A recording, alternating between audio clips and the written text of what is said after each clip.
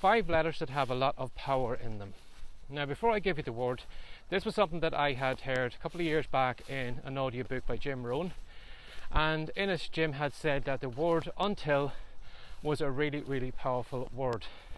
Now, what he meant by the word until was actually using it in whatever it is that you need to do. So for example, here, as I'm walking around this field, I am recording 2 videos, which will become 2 podcasts. Now, I am using the word until to keep me going and to make sure I do the job today. So in some cases, if I do find that I mumble or stumble or stutter or lose my train of thought, sometimes I will just stop the recording and I'll start again from fresh. So it's not unusual for me sometimes to maybe record a video maybe 20 times until I get one that is halfway decent, or I've come to the stage that I'm kind of in a little bit of a flow and it gets easy for me. But the thing that keeps me going is that until word, and what I do is I say to myself, I am not leaving this field until I have recorded 2 videos. So as I said, even though sometimes I goof up, I will turn off the camera, I'll turn it back on again, and I'll keep recording again until I get those 2 videos done. So sometimes it could mean that I get my 2 videos done, again depending on the length of the video. Sometimes I get those videos done in a matter of 10 minutes, maybe 5 minutes a piece on a really, really good day.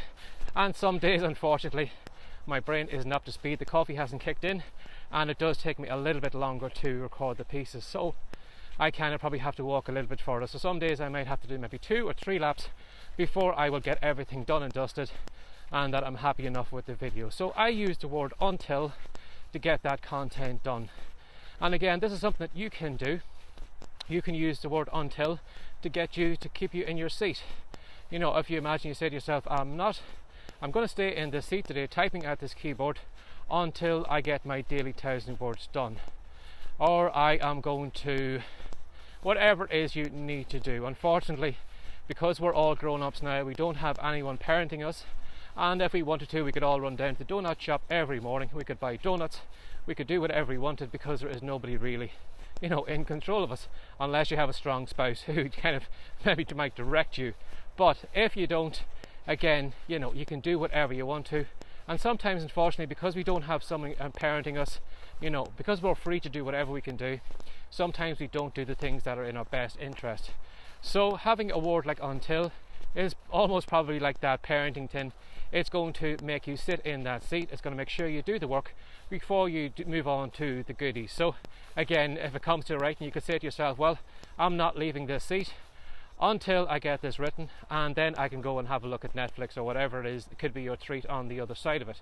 But you aren't going to get to Netflix until you get that content. Now, even though Jim said that was a powerful word, and it is, because it does keep you going until you get whatever you need to get done, and make sure it's done kind of, if you're doing something regularly, it does help you focus, it does keep you in the seat to get that piece of content done.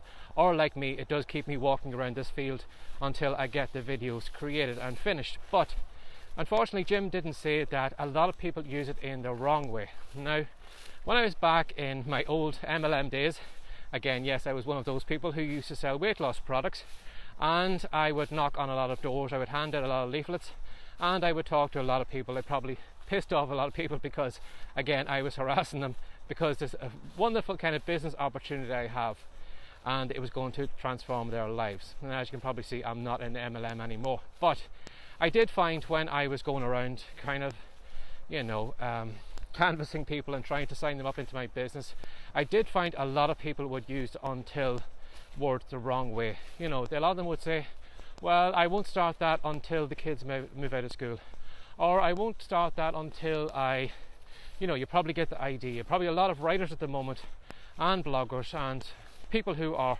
you know, looking to create an online account are kicking that dream down the road because of that until. They're waiting until the kids have moved out. They're waiting until they have the right space to write. They're waiting until they have more money. They're waiting until they have more time. And, you know, unfortunately, they are kicking that can down the road.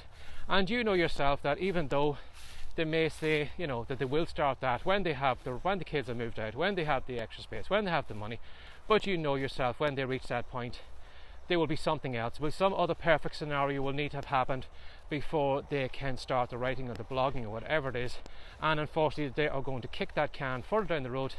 And unfortunately, you know, like all of us, we haven't got a contract to live forever, and at some stage you're going to run out of road to kick that can down, and you know, you're going to find that that was just a lifetime wasted, and that thing that you always wanted to do, unfortunately it's never ever going to happen. And again, that is because you've used the until word against yourself. Rather than using it to keep your butt in the seat, you're using it to hold your dreams away. So if you are somebody who maybe, you know, is looking for the ideal opportunity, I'm here to tell you it's never going to happen. There's never going to be a day when the clouds are going to part and the finger of God or whatever you look up to is going to point down at you and say, today is the day you should start blogging, today is the day you should start writing, today is the day you should turn on that camera and you should actually do the work you're supposed to be doing. Today is the perfect day. It's never going to happen. There's never going to be a Disney moment. You've only got today. Today is your perfect day. Again, doesn't matter if you haven't got the perfect time, or you haven't got the money, or you haven't got the space. Just start what you have and get going. And you will find that maybe your situation may change. You might get more time, you might get more money, you may find more space, but you may have a lot. Again, too, if you're waiting for the perfect time for the kids to move out, I don't know what age your kids are, or if you have even got kids by now, but if that is a couple of years away, if you can imagine if you had 4 or 5 years before your kids moved out, you could have 4 or 5 years of writing under your belt for when the kids moved out, and then you could take up writing full time, but you would have 4 or 5 years experience under you because you are starting right now instead of kicking that can down the line. So again, as Jim said, the word until is really powerful.